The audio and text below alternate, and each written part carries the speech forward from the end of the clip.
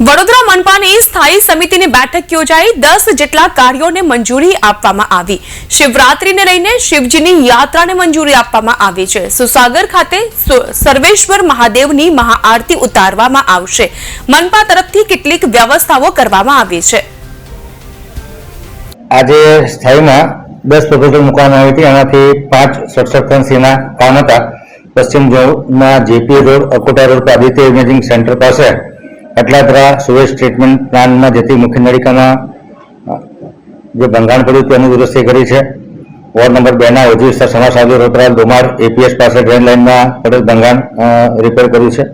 ઉત્તર ઝોન વિસ્તારમાં નિઝામપુરા અતિથિગૃહ પાસે અને નિઝામપુરા સ્મશાન પાસે એમ મળીને 2 જગ્યાએ ભૂખી કાસ્ટમાં ચેનલમાં દિવાલમાં ભંગાણ પડ્યું હતું, એને મરામત કરી છે। વોર્ડ નંબર 9 માં સમતા પોલીસ ચોકીથી લક્ષ્મીપુરા એપીએસ જતા સુધીપાક સોસાયટી સામે એક જગ્યાએ ભંગાણ પડ્યું હતું, એનું સ્ટ્રક્ચર કામ કરવામાં આવ્યું છે।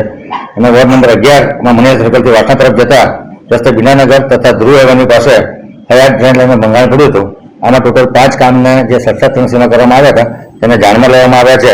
ઓડિટ વિભાગના જે રિપોર્ટ હતા એને પણ જાણમાં લેવામાં આવ્યા છે।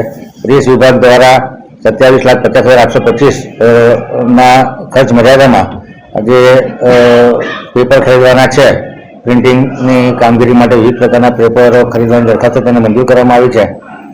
પાર્ક અને ગાર્ડન વિભાગ દ્વારા પૂર્વ ઝોનમાં જે ઝાડના ટ્રીમિંગનો ઇજારો છે તથા ડિવાઇડર મેન્ટેનન્સ અર્બન ફોરેસ્ટની નિભાવણી, ટ્રેક્ટર, ક્રેન, હાઇડ્રાસ, માનવદિન સપ્લાયનું જે કામ હતું એને 50 લાખનો ઇજારામાં એક્સટેન્શન માંગ્યું હતું।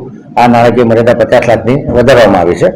અને જનસંપર્ક વિભાગ દ્વારા શિવજીની સવારી માટે તથા સર્વેશ્વર મહાદેવની મહાઆરતીના કાર્યક્રમ માટે જે આનુષંગિક ખર્ચ કરવાનો છે એના માટે કમિશનર શ્રીને સત્તા આપવામાં આવે છે।